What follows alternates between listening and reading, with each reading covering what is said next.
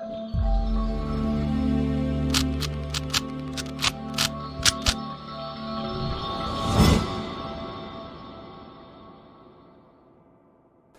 The Lord, hallelujah. परमेश्वर का धन्यवाद हो इस अवसर के लिए। और मैं एक बार फिर से आपका प्रभु के वचन में और उसके अध्ययन में स्वागत करता हूं। और हमारे लिए आनंद की बात है कि हम परमेश्वर की उपस्थिति में बैठें और सीखें प्रभु के वचन को। आइए मेरे साथ निकाल लें गलातियों की पत्री 4 अध्याय 19 और 20 वचन। यहां पर मैं आपके साथ पढ़ रहा हूं। हे मेरे बालकों, जब तक तुम में मसीह का रूप ना बन जाए तब तक मैं तुम्हारे लिए जच्चा की सी पीड़ाएं सहता हूं। इच्छा तो यह होती है कि अब तुम्हारे पास आकर और ही प्रकार से बोलूं, क्योंकि तुम्हारे विषय में मैं उलझन में हूं। यहां पर जो मैं आपके साथ इस वचन से टॉपिक लेकर के आ रहा हूं वो है दूसरी बार गलातियों के विश्वासियों को मसीह और उसके अनुग्रह में लेकर के आना। अंग्रेजी में कहूं, second time to claim them for Christ and grace. मेरे प्रियो, जब हम प्रभु का वचन देखते हैं तो पाते हैं कि पौलुस ने उन लोगों के उद्धार के लिए उसने मेहनत की, परिश्रम किया, उनके लिए आंसू बहा बहा करके प्रार्थनाएं की, और यहां तक कि उसने अपनी जिंदगी को भी, जान को भी प्रिय नहीं जाना। परंतु सब कुछ करके वो प्रभु के लिए उनके बीच में सेवकाई करता रहा ताकि किसी न किसी का उद्धार हो सके, कोई न कोई छुटकारा पाए।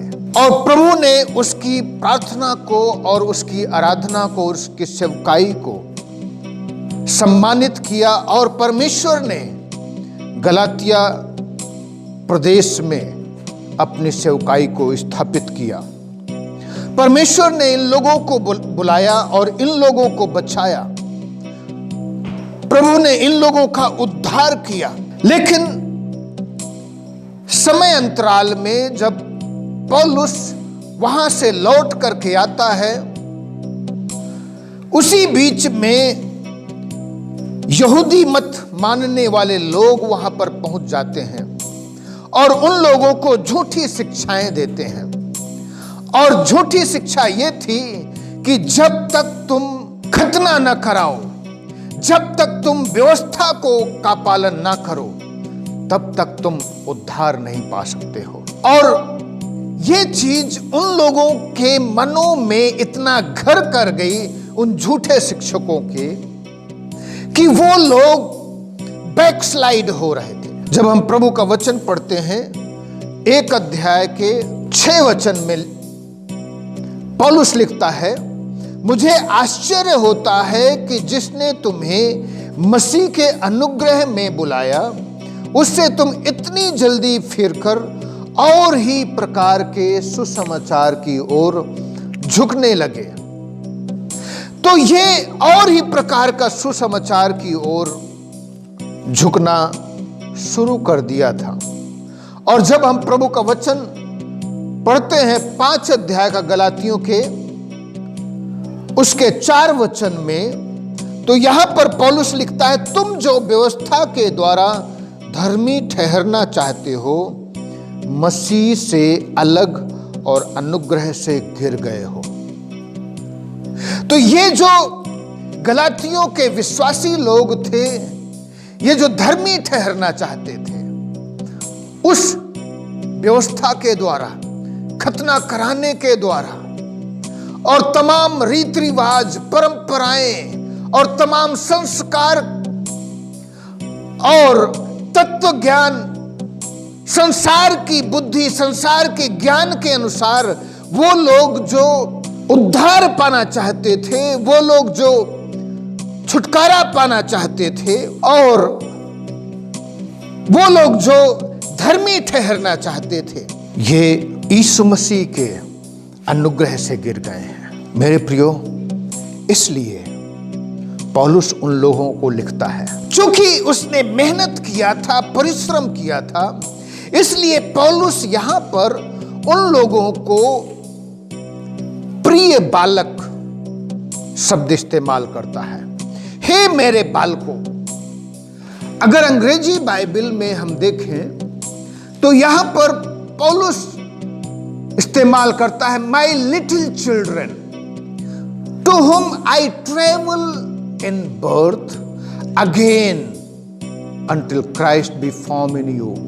तो यहां पर पौलुस अगेन शब्द इस्तेमाल करता है, फिर से। तो पौलुस के लिए वो बच्चे हैं, क्योंकि प्रभु ने उन लोगों को पौलुस की सेवकाई के द्वारा दिया था। पौलुस इसी शब्द को कुरिन्थियों की कलीसिया को इस्तेमाल करता है। कुरिन्थियों की कलीसिया को पौलुस लिखता है, हो सकता है तुम्हारे बहुत सारे पिता हों, लेकिन तो भी उद्धार पाने के कारण तुम्हारा सिर्फ एक ही पिता है और वो मैं हूं। तो पौलुस यहां पर उन लोगों को इस्तेमाल करता है, मेरे बालकों। तो सेवकाई के द्वारा, उसकी आंसू बहाने के द्वारा, प्रार्थना करने के द्वारा परमेश्वर ने उन लोगों का उद्धार किया था। और अब मसीह में उन लोगों को नए तरीके से उद्धार पाने की जरूरत है, क्योंकि वो मसीह के अनुग्रह से गिर गए हैं। इसलिए पौलुस यहां पर इस्तेमाल करता है, again I travel in birth again.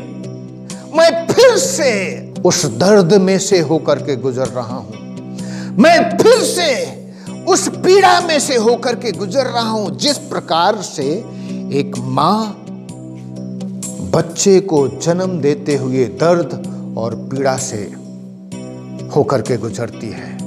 पौलुस यहां पर एक मां का उदाहरण लेता है कि किस प्रकार से एक मां अपने बच्चे को जन्म देते समय दर्द और पीड़ा से होकर के गुजरती है। मैं दर्द और पीड़ा से होकर के गुजर चुका हूं जब तुम लोगों का उद्धार हुआ है, लेकिन अब मैं फिर से उस दर्द और पीड़ा से होकर के गुजरता हूं और चाहता हूं मसीह का स्वरूप तुम में बन जाए। एक मां जब कंसीव करती है गर्भ में अपने बच्चे को, उसका दर्द और पीड़ा का समय उसी समय से शुरू होता है। फिर जैसे ही वो 2 या 3 महीने का होता है बच्चा गर्भ में, वैसे ही माँ को एसिडिटी बनना शुरू होती है। उसको भूख नहीं लगती है, उसको चीजों की बदबू आती है। ये दर्द और पीड़ा उसी समय से शुरू होती है। फिर जब बच्चा 6वें 7वें महीने में होता है तो किक मारता है, उसमें भी दर्द होता है। तो ये दर्द का सिलसिला उसी समय से शुरू होता है। पौलुस कहता है तुम उस उद्धार से भटक गए हो, उस अनुग्रह से भटक गए हो, तुम बैकस्लाइड हो गए हो। अब मैं फिर से उस दर्द को महसूस करता हूं जो दर्द मैंने पहले महसूस किया था। मेरे प्रियो, जब हम प्रभु के वचन को पढ़ते हैं, यहां पर हम पाते हैं कि वो फिर से नए तरीके से उनका उद्धार होने की जरूरत है। 2 चीजें मैं आपके साथ शेयर करना चाहता हूं। पौलुस दुख से भर गया था जब उन्होंने देखा और सुना कि गलाती लोग बैकस्लाइड हो गए।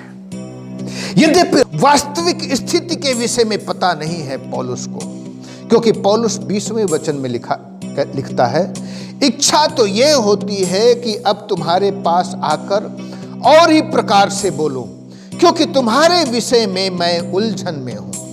पौलुस लिखता है, मैं अभी आप लोगों की सत्य दशा, जो अभी की दशा है, उसके विषय में नहीं जानता हूं, क्योंकि मैं उसी के समान तुम लोगों के साथ व्यवहार करूंगा।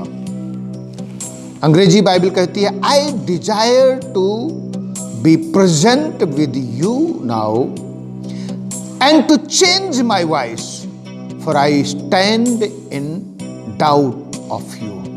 मैं इस दुविधा में हूं कि तुम कितना ज्यादा बैकस्लाइड हो गए हो और कहां पर तुम्हारी स्थिति है। अभी जो उसके पास सूचना है वो ये है कि गलाती लोग बैकस्लाइड हो गए हैं, लेकिन किस हद तक बैकस्लाइड हो गए हैं अभी उन्हें पता नहीं है। इसलिए पौलुस कहता है, मैं चाहता हूं कि आकर के मैं देखूं, जांचूं कि तुम कहां तक बैकस्लाइड हो गए हो, और फिर मैं अपनी आवाज को भी उसी हिसाब से ट्यून करूंगा, उसी हिसाब से मैं तुम लोगों के साथ व्यवहार करूंगा। लेकिन वो कहता है, तुम मसीह के से अलग हो गए हो। इस बात का मुझे बहुत दुख है, इस बात का बहुत खेद है, और इसलिए चाहता हूं कि मसीह का स्वरूप तुम में फिर से बने।